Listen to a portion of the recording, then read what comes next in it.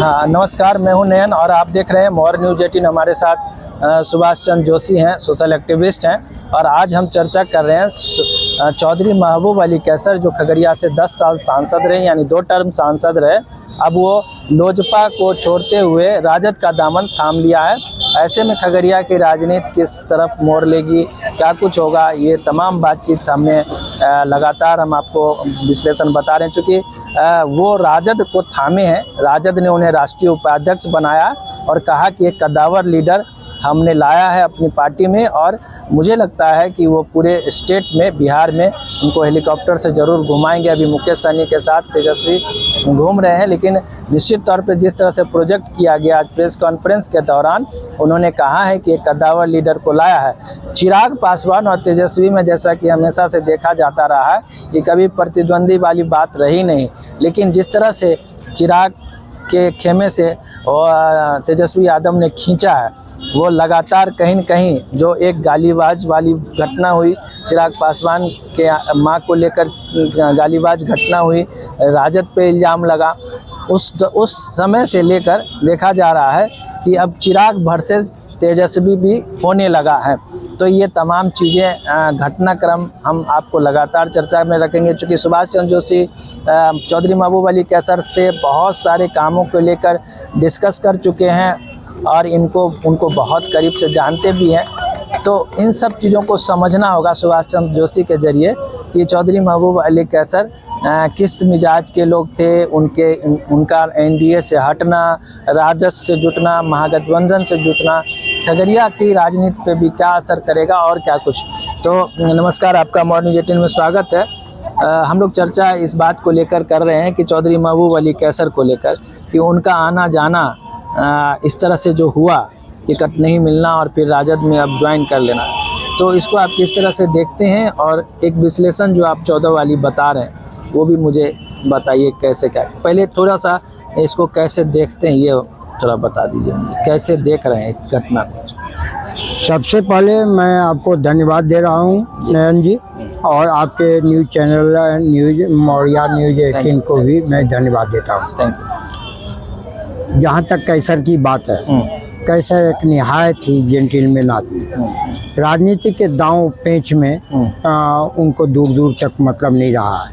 नतीजा है उनके मुख्यमंत्री से भी अगर बेहतर ताल्लुकात रहे हैं तो बेहतर ताल्लुकात उनका लालू जी से भी रहा है। अमित शाह से भी हमने देखा है वो डायरेक्ट बात करते थे। बिल्कुल, नो डाउट पार्लियामेंटेरियन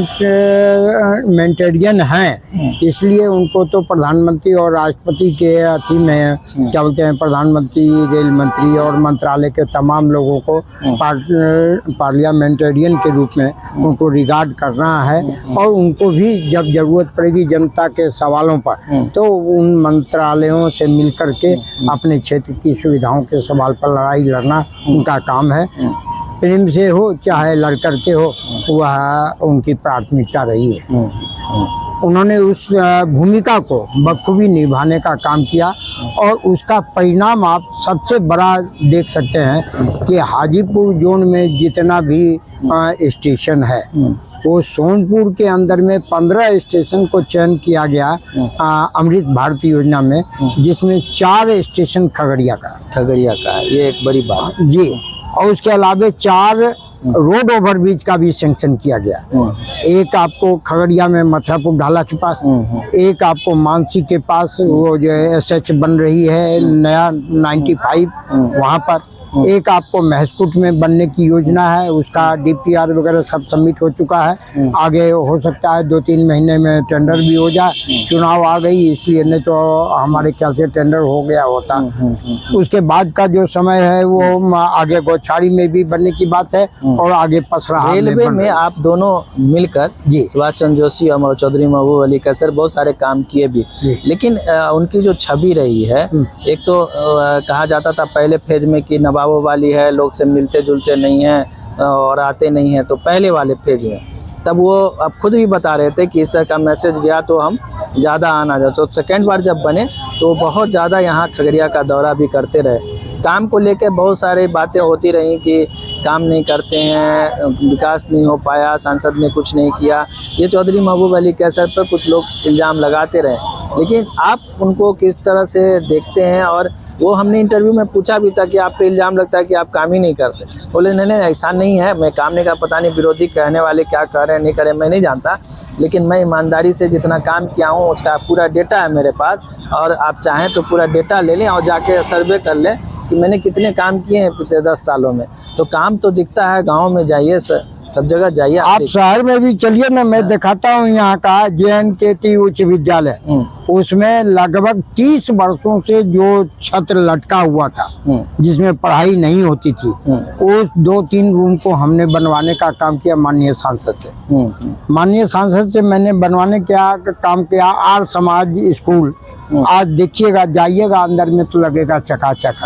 2-3 रूम मैंने उसमें भी ठीक करवाने का, जो बिल्कुल जर्जर थी, जिसमें लड़के बच्चे जो है पढ़ाई करने के लिए बैठते तक नहीं थे, पसंद नहीं करते थे कि से जो ब्रिज क्रॉस करते हैं वो भी उसमें भी उनका योगदान नहीं, उसमें उनका कोई योगदान नहीं, वो राज्य सरकार का मामला था। बता रहे थे कि कुछ वहाँ भी हमने बात उठाई है, सवालों को उठाने का काम में तो वह कहीं किसी से पीछे नहीं रहे। मैं समझता हूँ कि चंद मतलब 25% सांसद होंगे, उसमें उनका स्थान रहा है पार्लियामेंट में सवालों को उठाने के क्रम में और अपने क्षेत्र की लड़ाई लड़ने के क्रम में। तो ये आरोप तो बिल्कुल निराधार रहा। हाँ, किसी का व्यक्तिगत उनसे कोई अति रहा हो तो अलग बात है। 10 हमको जहाँ तक मालूम है, उन्हें वो क्या बोलते हैं 14 में उन्होंने अपनी जमीन बेच कर करके चुनाव लड़ने का काम किया था, और वो क्या बोलते हैं टिकट लेने के क्रम में भी कुछ अगर पार्टी को चंदा देना पड़ा होगा तो उनको अपनी जमीन बेचनी पड़ी थी। इतने ईमानदारी से वो इतना ईमानदारी से रहा है। काम को लेकर आप चर्चा कर रहे थे कि गांव में जाके आप देखिए बहुत सारे काम हुए। मैंने भी देखा है कि एक समय था बसुआ वगैरह, कोयला वगैरह जो इलाका है, वहाँ 100 ग्राम का आपका वो ईंटा का टुकड़ा अथवा पत्थर का टुकड़ा नहीं मिलता। यदि आपका चप्पल टूट गया था तो एक कांटी ठोकने के लिए खोजते तो 100 ग्राम का ईंटा नहीं मिलता सड़क पर। दुल्हन कोई बारात आ जाए तो जी, वो दुल्हन जब शादी ब्याह में नया दुल्हन आती थी तो उसमें दूल्हा दुल्हन दोनों रिक्शा पर बैठते थे। बाद में पानी अगर पड़ गई तो दूल्हा को उतरना पड़ता था रिक्शा को ठेलने के लिए, और नई दुल्हन को कष्ट ना हो इसलिए दूल्हा उसको ठेलने का काम किए थे। वही हाल था आपका वो गोगरी से बंदेरा होते हुए भरतखंड तक, वो सब तो वह भी रोड उन्होंने बनवाने का काम किया, और ढलैया रोड बनी। चीजों को देखे, उसके बाद आपका चीजों को देखे तो अब जो टिकट नहीं मिला तो अब राजद में ज्वाइन कर चुके हैं, तो एक टिकट नहीं मिलने का भी तो अफसोस रहा होगा लोगों में। हमने पूछा भी, बहुत से कार्यकर्ताओं को इस बात का अफसोस रहा है। अगर 1-2 आदमी को व्यक्तिगत रूप से कोई किसी बात का खुन्नस हो गई हो, कहीं अनुशंसा में लोग तो कहते हैं कि अच्छा हुआ उनको टिकट नहीं मिला। कई लोगों से बात होती है तो वो कहते हैं नहीं ठीक हुआ नहीं मिला, लेकिन बहुत सारे लोगों की मेजोरिटी हम देखते हैं कि मायूस भी हैं कि काश मिल ही जाता। जो बाहरी भीतर हो रहा है वो भी नहीं होता। बहुत सारी जहाँ तक देखिए ईमानदारी की बात, बाहरी और भीतरी का मामला नहीं चलेगा। इसलिए नहीं चलेगा कि पिछले साल ही RJD का कैंडिडेट था मुकेश सहनी, उसमें बाहर का बात बाहर और भीतर की बात क्यों नहीं चली। ज्ञानेश्वर यादव था नौगछिया का रहने वाला, वह उसके पहले जो है वह कटिहार का MP हुआ करता था। उस समय जब खगड़िया में उसको टिकट मिली परिसीमन के बाद, वह भी बाहरी था। शौखनी चौधरी जो है वह तारापुर मुंगेर से आए, वह भी बाहरी था। तो बाहरी का स्लोगन नहीं चलेगा, स्पष्ट बात, ईमानदारी की बात। और बाकी जो मुद्दे हैं उस पर डिस्कशन करना हो तो आप भली भांति कर सकते हैं, बाहरी मुद्दा को हम नहीं मानते। क्योंकि जॉर्ज फर्नांडिस बम्बई से आकर के लड़ने का काम किया बिहार में, मुजफ्फरपुर में, खगड़िया से रामविलास पासवान गए बाहर लड़ने के लिए। जो बात कह रहे हैं कि मैं नहीं मानता कि बाहरी भीतरी कोई मुद्दा है। हम चूंकि आज बात कर रहे हैं सिर्फ चौधरी महबूब अली कैसर पे, जो चर्चा होती है जिस तरह से चर्चा होती है कि आज उनको टिकट मिलता तो बाहरी भीतरी का मुद्दा ही नहीं रहता, जो मुद्दा उठता है। हमने ये बातें इनसे पूछने की कोशिश की, बोले कि बाहरी भीतरी तो ऐसे भी नहीं चलेगा, वो रहते तो ये सीन भी नहीं बनता, फिर सीन कुछ और होता, बिल्कुल और चर्चा होती। जो आज ये सब चर्चा हो रही है वो चर्चा नहीं होती। तो मैं ये जानना चाह रहा था कि अब जो राजद में वो गए हैं उसको कैसे देखते हैं, क्योंकि चिराग पासवान ने, हमने उनसे पूछा कि चिराग पासवान ने एक बार स्टेटमेंट दे दिया गद्दारों वाली बात कि गद्दारों को टिकट नहीं दूंगा। तो भाई उस समय ये लगा कि भाई जो पशुपति पारस के साथ थे इनके साथ में तो महबूब अली कैसर भी थे, तो गद्दारों वाली सूट से भी ये बोले कि थोड़ी आहत हुई थी, लेकिन उसके बाद भी ये साथ चिराग के थे तो लग रहा था कि टिकट मिलेगा। तो उन्होंने कहा कि मुझे नहीं मिला और मैं कहीं का नहीं फिर रहा, तो अब डिसीजन मेरा राजद की तरफ है और मैं राजद के साथ हूँ। तो ये सारी बातें हुई, तो ये एक तो गद्दार वाली चीज़ें क्या उन पे सूट करती है नवाब कैसर? नहीं, ये कम से कम चिराग पासवान के मुंह से अच्छा नहीं लगता है, इसलिए इनकी पिताजी रामविलास पासवान जी थे। जरा याद कर लें वाजपेयी की सरकार में क्या हुई थी, एक इनके वोट से सरकार गिर गई थी। जो 17,000 करोड़ से ऊपर का खर्चा इलेक्शन में उस समय हुआ था वह इनके पिताजी की वजह से हुआ था। वह वफादारी थी या गद्दारी थी? उनके मंत्रिमंडल में रह करके उनके मंत्रिमंडल के विरोध में उन्होंने वोटिंग करने का काम किया और सरकार गिरने का काम हुआ। तो ये सब राजनीति में तो आम बात है। अब लालू जी की बात कीजिए आप, तो लालू जी जो है ज्ञानेश्वर यादव जिस समय खगड़िया में लड़े और वह भाजपा का वोट 13 को विधायक को तोड़ करके यहाँ पर उनको विलय कर लिए अपने अंदर में। बेचारा बूढ़ा आदमी, वो क्या नाम है, ज्ञानेश्वर यादव, जो राणा का चचा हुआ करता था, वो उसकी राजनीति की मिट्टी पलीद हो गई। समझ रहे? लालू जी उनको खा गए। जहाँ तक लालू जी की बात कीजिएगा तो लालू जी को कैसर को लेकर के तो खुशी जरूर हो रही होगी, लेकिन लालू जी को भी अगर देखिएगा गौर से तो आप बताइए विनायक यादव जी कहाँ हैं, अनूप लाल यादव जी कहाँ हैं, गजेंद्र हिमांशु जी कहाँ हैं, देवेंद्र यादव जी कहाँ हैं, शरद यादव जी को भी आपने देखा उनके विरुद्ध में लड़ने का काम किए, वह कहाँ है? आप एक से एक वो गए, रामदेव यादव जी है वो कहाँ है, जनार्दन यादव जी थे। महबूब अली कैसर राजद में गए, कहा जा रहा है राष्ट्रीय उपाध्यक्ष बनाया गया, जिस तरह से तेजस्वी यादव ने बगल में अब्दुल बारी सिद्दीकी को बिठाया, फिर कैसर जी को बिठाया, बताया कि एक बड़ा चेहरा मेरे पास आया है। और जिस तरह से चिराग वर्सेस अब चल रहा है तेजस्वी, जो गालीबाज वाली घटनाएं हुई उसके बाद से देख ही रहे, एक बड़े चेहरे के रूप में प्रोजेक्ट किया। हो सकता है हेलीकॉप्टर से चौधरी महबूब अली कैसर को घुमाया भी जाए, राजद की तरफ से स्टार प्रचारक बनाया जाए। अभी मुकेश सहनी तेजस्वी घूम रहे हैं, हो सकता है ये भी घूमे। तो इन सब चीज़ों को देखते हुए हम फिर से खगड़िया पे आते हैं कि एक तो उनका भविष्य क्या है, इस पर भी बात करेंगे हम लोग दूसरे दिन, लेकिन खगड़िया पे आते हैं। क्या मुस्लिम वोट तो पहले से राजद के साथ है ही, इनके आने से क्या ऐसा हो जाएगा, या इसका दोनों पहलू आप बता सकते? 35 से 40 हजार वोट जो है कैसर के एनडीए से खड़ा होने के बाद, बहुत मशक्कत करने के बाद 35 से 40 हजार वोट उन्होंने लिया था एनडीए के तरफ, और वह रिलीज हो गया।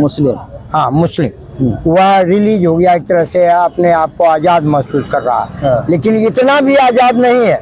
राजद एक अपना घाव को भरने का कोशिश कर रहा है, जो उससे राजनीतिक में गलती हो चुकी है। आप 4% कुशवाहा का वोट पाने के लिए 5 को सीट उन्होंने दिया है, और जबकि 17% मुस्लिम का वोट है और उसको लेने के लिए उन्होंने मात्र 2 टिकट दिया है। पूरे मुस्लिम समुदाय बिहार में आहत है इस विषय पर। क्योंकि आपने देखा होगा वो हिना शहाबुद्दीन जो है, वो उनकी वाइफ हिना को जो टिकट दिया गया को आप कह रहे वो इनकार कर चुका है। इस बात को हिना देवी ने इनकार किया है, और वो घाव की जो उनको कमी हिना का महसूस होगा शहाबुद्दीन के राजनीति से, तो वह कहीं न कहीं उस घाव को पूरा करने का कोशिश इसके माध्यम से, कैसर के माध्यम से किया जा सकता है। और राजद उसका भरपूर उपयोग करेगा। उनके पास एक ईमानदार छवि के चेहरा के रूप में कैसर साहब को देखा जा रहा है, वो है भी उस रूप में, लेकिन वह राजद उसका कितना उपयोग कर पाएगा या, क्योंकि जिस समय बिहार में मुस्लिम को मुख्यमंत्री बनाने की बात हुई थी, अगर उस समय वह एक्सेप्ट आरजेडी कर लेता तो चाहे अब्दुल बारी सिद्दीकी बनता, चाहे और कोई बनता, लेकिन उस समय तो प्रपोज किया नहीं। तो इस बात से घाव कहाँ तक अपना भर सकेंगे वो जानते हैं, लालू जी बखूबी जानते हैं। एक अच्छा खासा पॉलिटिशियन है। अगर राणा जी जैसा आदमी इनके पीछे नहीं लगता, कैसे बवाल की तरह आदमी पीछे नहीं लगता, वो पटना का सांसद जो था वो क्या रंजन यादव, उसके ऐसा आदमी अगर इनके पीछे नहीं लगता, ये चमचागिरी करने वाले का ढेर था, वह अगर नहीं लगता आज लालू जी इतिहास पुरुष होते और इनका कोई मुकाबला हिंदुस्तान के पिछड़ी राजनीति में नहीं होता, और ना है और ना होगा। नहीं, ये सारी चीज़ें एक आप जोश में कुछ चीज़ें कह भी रहे हैं, लेकिन अभी के सीन को देखते हुए जो लग रहा है कि कैसर जी को राजद बड़े रूप में प्रोजेक्ट करने वाला लग रहा है। अभी कितना वो कर पाता है या फिर आज के ही दिन का वो आया गई बात रह जाती है, ये सब देखने वाली बात होगी। चुनाव का समय है, इस समय हर कोई, लेकिन दूसरा पक्ष हम ये देखना चाह रहे हैं, हम जानना चाह रहे हैं कि खगड़िया में मुस्लिम के अलावा क्या चौधरी महबूब अली कैसर का 10 साल का कार्यकाल में कुछ और अन्य वोटर महागठबंधन की तरफ वो लाने में सक्षम हो सकते हैं या इसका कोई असर नहीं पड़ेगा? ये बिल्कुल हम कंसंट्रेट रहना। देखिए, जो हवा वाली बात थी, हवा में कुछ वोटर का प्रतिशत होता है वह 15 से 20%। हमारी समझ है कि ये 20% जो उनको हवा का वोट मिला था वह उसके अंदर निराशा, बाकी तो इधर का घोड़ा कसा हुआ है, उधर का घोड़ा कसा हुआ है, दोनों सेनाएं आमने सामने है, लेकिन जो सामाजिक एनवायरनमेंट की वजह से जो उनको मिलता था उस बात से राजद वंचित रहेगा, और मुस्लिम समुदाय का जो वोट है वही वो सिर्फ गैदर कर पाएगा। और लेकिन मुस्लिम 25,000 भी मुस्लिम छोड़ के कुछ जो इनके जो 10 साल काम किए हों, जैसे मान लीजिए आप प्रभावित हैं या कोई प्रभावित है, कोई प्रभावित, ऐसे बहुत सारे लोग होंगे 6 विधानसभा के अंदर, तो 10, 20, 25,000 भी ऐसे मुस्लिम छोड़कर हो सकते हैं जो इधर महागठबंधन की तरफ 25,000 हो सकते हैं, लेकिन वह उनकी बात को मान ले 100%, यह आवश्यक नहीं है। मतलब आप उतना भी अंक नहीं देना चाहते ना, आप कितना देना चाह रहे हैं? बस मुस्लिम का वोट जो है वो छोड़ के हम कह रहे हैं, मुस्लिम छोड़ करके 20-25,000 भी उनके साथ टर्न नहीं करेगा। थोड़ी देर के लिए मान लिया जाए कि हम लोग भी समर्थक रहे हैं, हो सकता है जब कैसर साहब की व्यक्तिगत बात आएगी तो हम लोग उनके साथ नजर आ सकते हैं। नहीं, जैसे मान लीजिए वो कैंपेन करें, हाँ, तो हम ये समीकरण में देखना चाह रहे हैं, आप लोगों से अनुभव लेना चाह रहे हैं कि कैसर जी अगर वहाँ गए और अब वो अगर यहाँ कैंपेन करते हैं तो क्या 10 साल के कार्यकाल में जो उन्होंने लोग बनाए होंगे, तो मुस्लिम को तो मान लीजिए वो रहें या ना रहें लोग देते, लेकिन वो कितना असर करेगा उनके 10 साल के कार्यकाल का? 20,000, 25,000, 50,000 या 5,000 कितना वोट मुस्लिम छोड़कर और महागठबंधन की तरफ आ सकता है उनके प्रभाव में? ये एक थोड़ा सा हम चाहते हैं विश्लेषण आपके जरिए। वैसे हम बाकी लोगों से भी बातचीत करेंगे, देखते हैं कहाँ, या फिर कोई असर ही नहीं होगा, ठीक है, मुस्लिम जो थे वो अपना इंटैक्ट रहेंगे, सोच चलेगा। देखिए, जो उस गठबंधन में जिसका भी वोट रहा है उस गठबंधन में कहीं कोई दरार नहीं आने वाली। अच्छा, और जो गठबंधन से बाहर का वोट था तो हवा बयार के नाम पर, जिसको कहते हैं चुनावी बयार, जब बहने लगती है तो उड़ने वाला जो है गर्दा कहीं ना कहीं जाके बैठेगा, चाहे कुहासा हो चाहे वर्षा हो, उसके मार में भी धूल कण नीचे बैठ जाती है। तो उस तरह कुछ अगर 25-30 हजार वोट उनके प्रभाव से अगर निकल जाए तो राजद के लिए सुखद हो सकता है। ये बहुत है, मतलब आप उस आंकड़े को भी बहुत मानते हैं, हो जाए तो बहुत है। हमने पहले भी कहा। अच्छा, अब हम एक और पक्ष में आते हैं। कई लोगों ने कहा मुझसे कि चौधरी महबूब अली कैसर का 10 साल का कार्यकाल बहुत अच्छा नहीं रहा, जिसके कारण कि लोजपा के उम्मीदवार को भी नुकसान सहना पड़ सकता है कि भाई आपका लोजपा ही के उम्मीदवार थे वो, भाजपा के सांसद थे।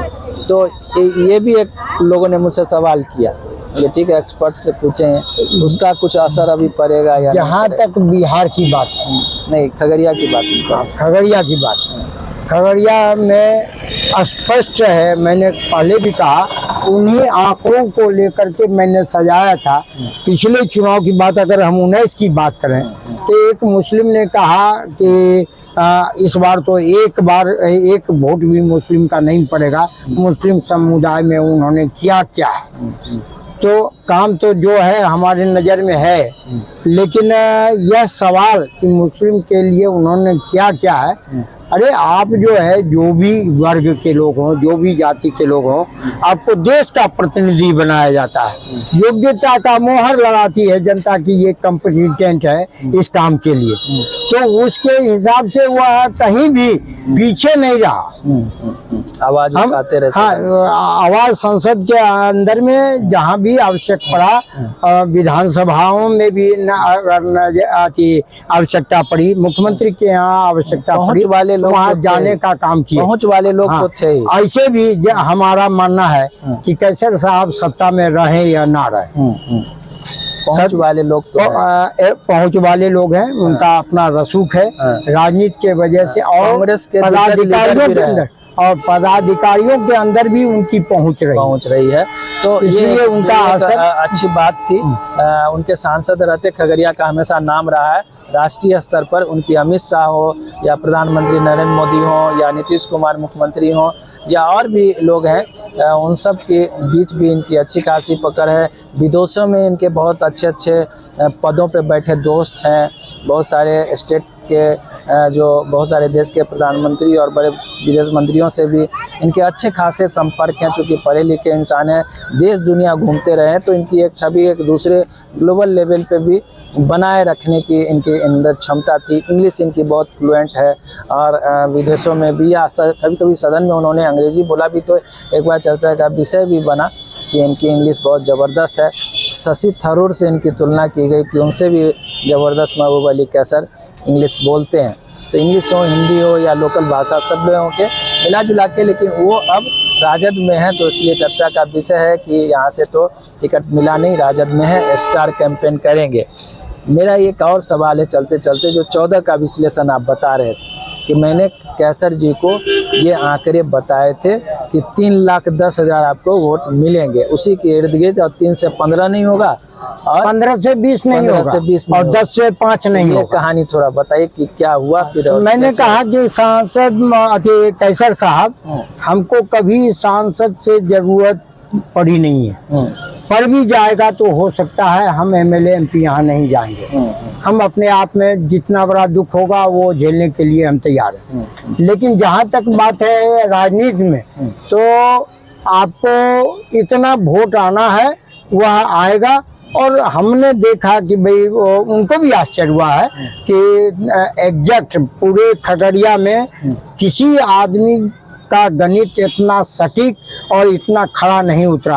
आपका जो गणित था वह कैसे आप जोड़े, क्या जोड़े, वो हम नहीं जानते हैं, लेकिन आपके करीब दूर दूर तक किसी की समीक्षा हमको नहीं मिली, या हम जानते थे कि हम जीत जाएंगे, लेकिन इतना ही वोट आएगा। 14 को आपने एक जो प्रिडिक्शन किया, जो सामाजिक ताने बाने के हिसाब से, सोशल इंजीनियरिंग से जो आपने गुना बूथा, बिल्कुल वो बिल्कुल एकदम सटीक के आसपास निकला। 3,13,000 मिला और आपने करीब यही 3,10,000 से 15,000 के बीच ही की बात आपने कहीं भी थी।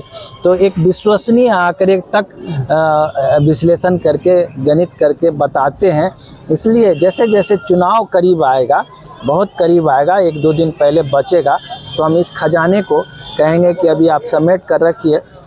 मॉर्निंग न्यूज़ 18 पे आप बने रहिएगा। मैं सुभाष चंद्र जोशी जी से आपने मिलवा रहा हूँ कि वो जिस तरह से इलेक्शन को सोचते हैं, देखिए इनकी बातों पे आप गौर करिएगा तो बहुत सारी बातें हैं, न किसी का पक्ष न किसी का विपक्ष। एक जो विश्लेषण है वो करने की कोशिश करते हैं कि ईमानदार विश्लेषण।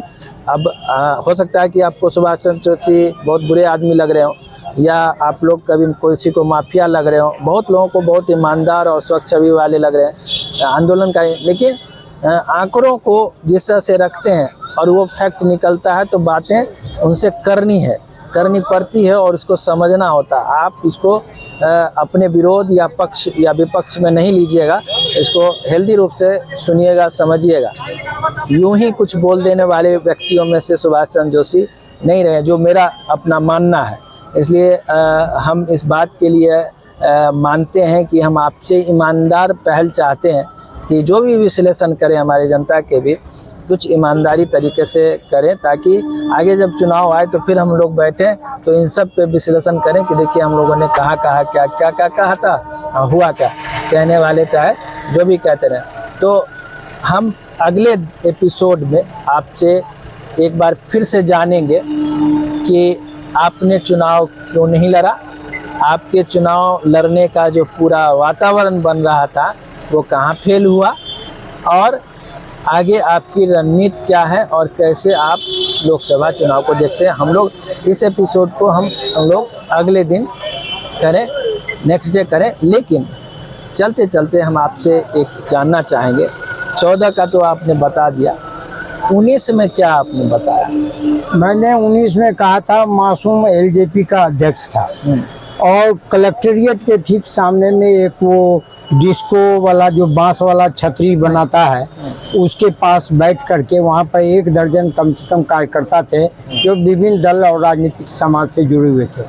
मैंने एक कागज़ लिया, कलम लिया और वहाँ पर मैंने लिख करके दे दिया था कि किसी भी परिस्थिति में 2.5 से 3 नहीं पाएगा मुकेश सहनी को, यानी महागठबंधन 2.5 लाख से 3 लाख के बीच में रहना है, ठीक है। और उधर एनडीए के गठबंधन कैसर साहब जो थे, और ये क्या बोलते हैं आपका जदयू से अलायंस हो चुका था भाजपा गठबंधन का, तो उसमें मैंने कहा था कि भाई इनको समीकरण के हिसाब से 4 लाख इनके पास है, ठीक है। जदयू का जब उससे अलायंस हो गया तो जदयू का अलायंस का वोट अगर जोड़ देते हैं तो यह इस परिस्थिति में 4.5 लाख से कम नहीं होगा, 4.25 लाख भी हो सकता है, 5 लाख भी हो सकता है, लेकिन 4 से कम नहीं, और 5.25 भी हो सकता है, लेकिन 4 से कम नहीं रहेगा, लेकिन 4 से कम नहीं रहेगा, और उधर 3 से ज्यादा नहीं रहेगा, उधर 3 से ज्यादा किसी भी परिस्थिति में 3 से ऊपर नहीं। 19 में बताया जी, और हुआ क्या?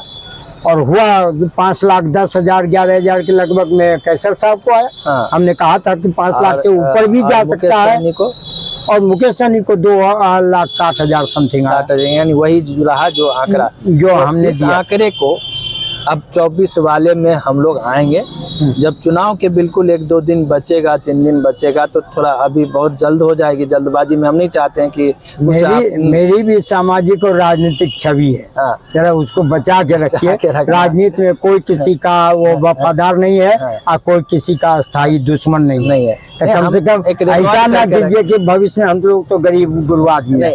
आपने देखा कि हमारे नॉमिनेशन के लिए एक हमारे मित्र के भाई का मित्र जो है वह 25,000 रुपया बाजार से उधार लेकर के आया ब्याज पर, और हमको गंवारा नहीं लगा कि मैं ऐसे लोगों का जो समर्पित लोग हैं उसका सहयोग लेकर के उसको बलि का बकरा बना दें। यह हमारी इच्छा दिली नहीं थी, और मैंने बिल्कुल ये इन्होंने बात कर ही दी। मेरा पासबुक खुला हुआ। ये बता दें कि सुभाष चंद्र जोशी भी लोकसभा 24 में खगड़िया से उम्मीदवारी पेश करने वाले थे निर्दलीय के तौर पे।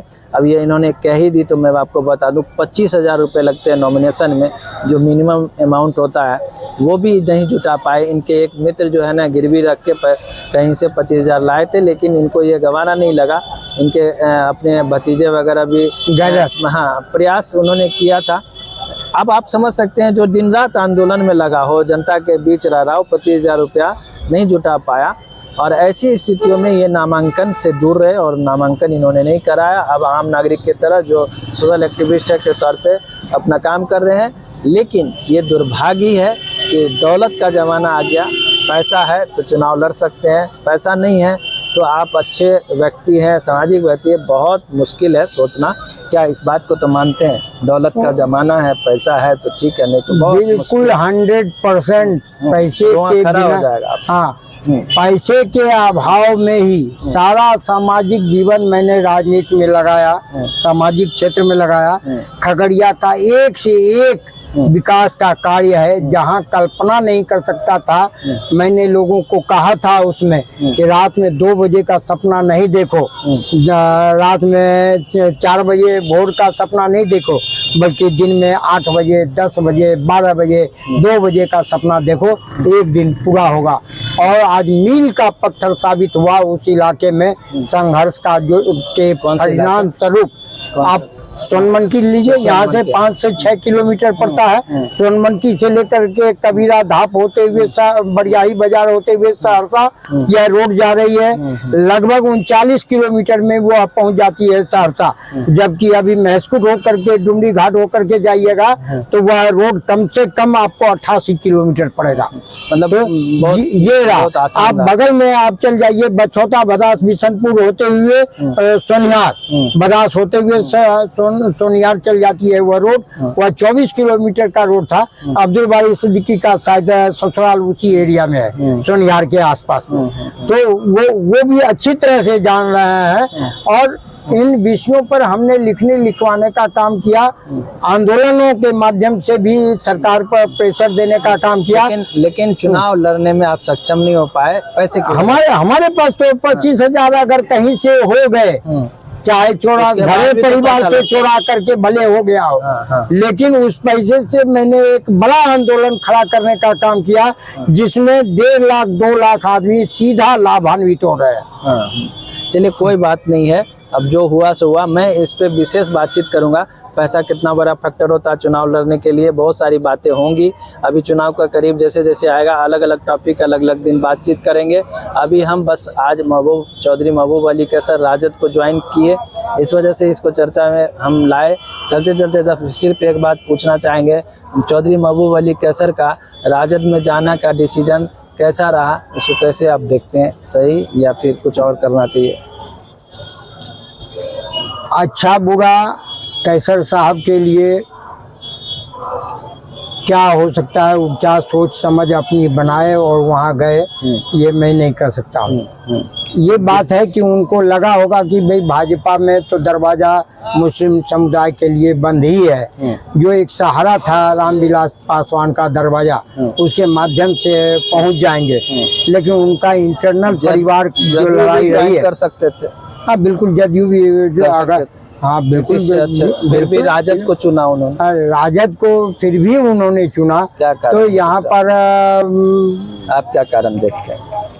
तो मुस्लिम एकजुटता की बात को, मुस्लिम के तो राष्ट्रीय स्तर पर यह भावना बनी, राजद में है इसलिए ऐसा उन्होंने डिसीजन लिया कि और कोई कारण हो सकता? ना, ऐसी कोई बात नहीं है। उनका यूसुफ का अपना स्ट्रेटजी है, वह राजद के लोग से जुड़े हुए रहे हैं। उसके गणित से इसको जोड़ करके देखना वह गलत। उनको लग रहा होगा कि जदयू भी तो अभी यही लोजपा से भाजपा से अलायंस है, इसलिए उन्होंने जदयू से भी परहेज कर लिया खुद। हो सकता है उनके सवालों पर, क्योंकि नीतीश जी ने भी तो लोजपा से है। नीतीश जी भी पिछले चुनाव में उनको प्रेशर दिए थे, भाजपा गठबंधन को और रामविलास जी के प्रयासों को, कि भाई इसको दिया जाए, कैसर को दिया जाए। और नीतीश जी का भी उम्मीद था कि हमारे ग्रुप लॉबिंग में आकर के राजनीति करें, लेकिन क्या समझे, हल्का भारी उनके बस की बात है। मुझे जो और जहाँ तक मास की बात है, तो मुस्लिम पूरी समुदाय अपने आप को आरजेडी और कांग्रेस के बीच पा रहा है। वैसी स्थिति में उनके लिए अनुकूल समय मुस्लिम समुदाय के लिए हो सकता है, राजद के लिए हो सकता है, राजद के नेताओं के लिए प्लस पॉइंट हो सकता है, लेकिन कैसर साहब को कुछ हासिल हो जाएगा इसमें हमको संदेह है। चलिए बातचीत जारी रहेगी, अगले दिन हम फिर दूसरे एपिसोड पर बात करेंगे। आप देखते रहिए मोर न्यूज़ 18, बने रहिए मोर न्यूज़ 18 के साथ। बहुत बहुत धन्यवाद, आपने वक्त दिया। इस विषय पर आपको धन्यवाद देता हूँ कि आपने इतना लंबा समय हमको दिया इस बहस में भाग लेने के लिए। अगले एपिसोड में बात करेंगे कि संतान बहुत बड़ा सामाजिक आंदोलन खड़ा भी कर दे तो क्या वो चुनाव पैसे के बिना लड़ सकता है, लड़ने में सक्षम हो सकता है? इस पे हम लोग बात करेंगे। एक टॉपिक, इस एक टॉपिक पर हम बात करना चाहेंगे। चुनाव आयोग को पुनः विचार करनी चाहिए।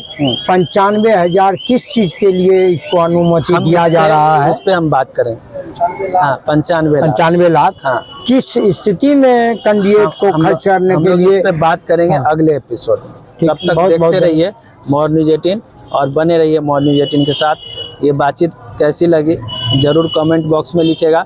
सुभाष चंद्र जोशी को हमने एक एक्सपर्ट के तौर पे रखा है। इनसे कोई सवाल करना और आपको कुछ पूछना हो तो सवाल मैसेज बॉक्स में ज़रूर लिखिएगा, ताकि हम अगले एपिसोड में आपको सवाल इनसे लें।